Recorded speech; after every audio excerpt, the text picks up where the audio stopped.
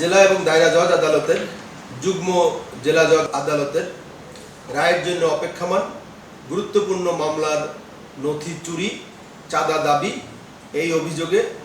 আদালতের কর্মচারী উমেদার, আদালতের আইনজীবী সহকারী মোহরি এবং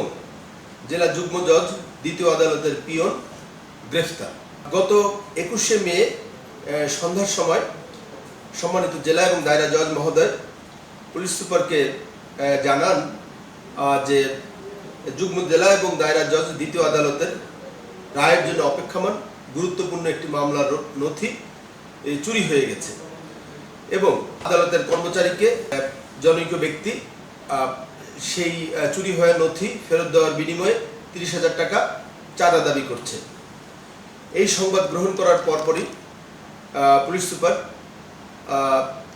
জেলা গোয়েন্দা শাখা তত্ত্বাবধানে একটি চৌকস দল গঠন করা হয় এবং জেলা গোয়েন্দা শাখা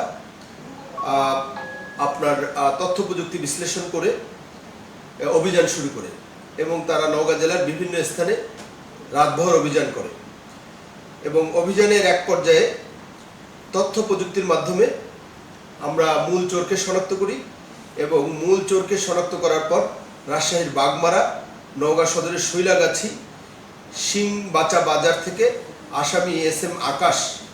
পিতা আনোয়ার হোসেন, গ্রাম সিংবাচা, থানা জেলা নওগাঁকে গ্রেফতার করা হয়। গ্রেফতার করার পর তাকে ব্যাপক জিজ্ঞাসাবাদ করার পর আসামি তার বাড়ির আঙিনায় খড়ের পালা থেকে আদালত থেকে গায়েব হয়ে যাওয়া বা চুরি হয়ে যাওয়া নথিটি জনগণের সামনে বের করে দেয়। আসামি আকাশের তথ্য অনুযায়ী নওগাঁ সদর থানা ও আদমদিঘি থানা এলাকায় গোয়েন্দা পুলিশ ধারাবাহিক অভিযান করে এবং আদালতে পারস্পরিক যোগসাজশে নথি চুরির ঘটনায় জেলা যুগ্ম ও দায়রা জজ আদালত 2 এর পিয়ন আসামি পলাশ, পিতা করিম সর্দার এবং পলাশের ভাই সাপাহার সাবজজ আদালতের পিয়ন আরিফ ও কোর্টের মোহরি সবুজ তাদেরকে গ্রেফতার করা হয় এবং আসামি আকাশ ঘটনার সাথে জড়িত থাকার বিষয়টি বিজ্ঞ আদালতে স্বীকার করে ইতিমধ্যে স্বীকারোক্তিমূলক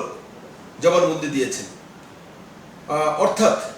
গুরুত্বপূর্ণ এই মামলা যেখানে আপনার আদালতে রায়ের জন্য অপেক্ষমান এই নথি আদালত থেকে চুরি করা, এটা একটা অত্যন্ত ভয়ঙ্কর বিষয় এবং অল্প সময়ের মধ্যে জেলা পুলিশ বিশেষ করে জেলা গোয়েন্দা শাখা চুরির সাথে সরাসরি সম্পৃক্ত ব্যক্তিদেরকে গ্রেফতার এবং মূল নথি উদ্ধার করেছে এবং এক্ষেত্রে আদালত পুলিশের প্রতি ধন্যবাদ এবং কৃতজ্ঞতা জ্ঞাপন করেছে। জেলা পুলিশ পরিষ্কারভাবে বলতে চায়, নওগাঁ জেলায় যে কোনো ধরনের চুরি, ছিনতাই, বিশেষ করে আদালত অঙ্গনে যে কোনো অপরাধের বিরুদ্ধে কঠোর ব্যবস্থা গ্রহণ করবে। ধন্যবাদ।